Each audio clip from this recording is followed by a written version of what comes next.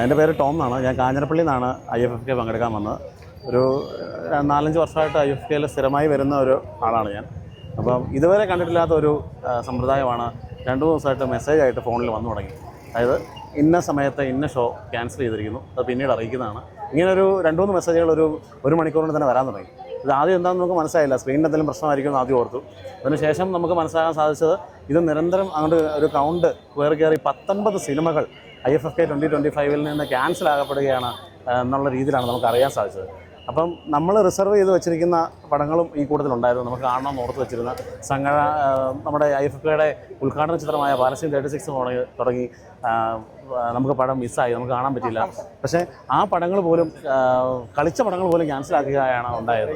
അപ്പോൾ ഇത് നമ്മൾ ആരോട് സംസാരിക്കാനും അല്ലെങ്കിൽ ആരോട് പറയാനും നമുക്കിത് ഒരു നിവൃത്തിയില്ലാതെ കാരണം ഡെലിഗേറ്റ്സിന്. അപ്പം ഒരു പടത്തിൻ്റെ പേര്, അതായത് പേര് വെച്ചിട്ട് ഒരു പടത്തെ ക്യാൻസൽ ചെയ്യുക എന്ന് പറയുന്നത് നമുക്ക് വളരെ ഫണ്ണി ആയിട്ട് തോന്നി. അതായത് ബീഫ് എന്നൊരു പടം ഞങ്ങളിവിടെ ടാഗോറിലെ ഫസ്റ്റ് ഡേ കണ്ട പടമാണ്. ആ പടത്തിൻ്റെ പേര് വെച്ചിട്ടായിരിക്കണം ക്യാൻസൽ ചെയ്യുന്നു. അത് നോക്കുമ്പോൾ തന്നെ അതിനകത്ത് യാതൊരു ബന്ധവുമില്ല ഈ പടം ഇതിനെ ക്യാൻസൽ ചെയ്യേണ്ട. ഒരു ബ്ലാക്ക് ലേഡിയുടെ കഥയാണ് പറഞ്ഞു പോകുന്നത് ആ പടം. അതിനകത്തൊരു ഡിസ്ക്രിമിനേഷൻ വരുന്നത് കളറുമായിട്ട് ബന്ധപ്പെട്ടാണ്.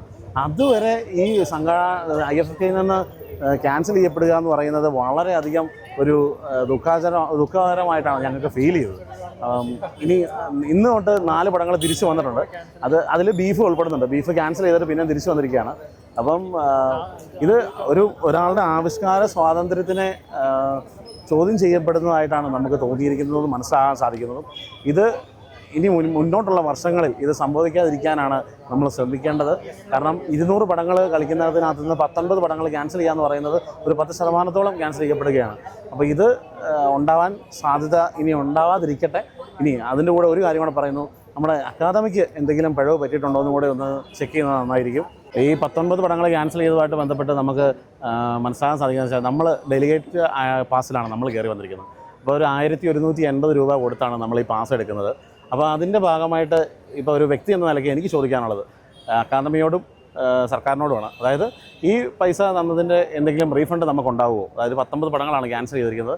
അത് വേണമെന്ന് തന്നെയാണ് എൻ്റെ അഭിപ്രായം. കാരണം നമ്മൾ ഈ 1180 എന്ന് പറയുന്നത് വളരെ ചെറിയൊരു എമൗണ്ട് അല്ലേ എന്ന് എല്ലാവരും ചോദിക്കും. പക്ഷേ സിനിമയോടുള്ള പാഷൻ കൊണ്ടും അല്ലെങ്കിൽ നമുക്ക് എല്ലാ വർഷവും നമ്മൾ വരുന്നതാണ്, അതിൻ്റെ ഭാഗമായിട്ട് ഇതിനൊരു റീഫണ്ട് ഉണ്ടാവണം എന്ന് തന്നെയാണ് ഞാൻ എടുത്തു പറയുന്നത്.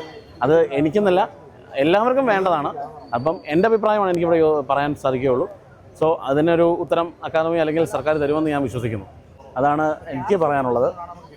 Anyway thanks.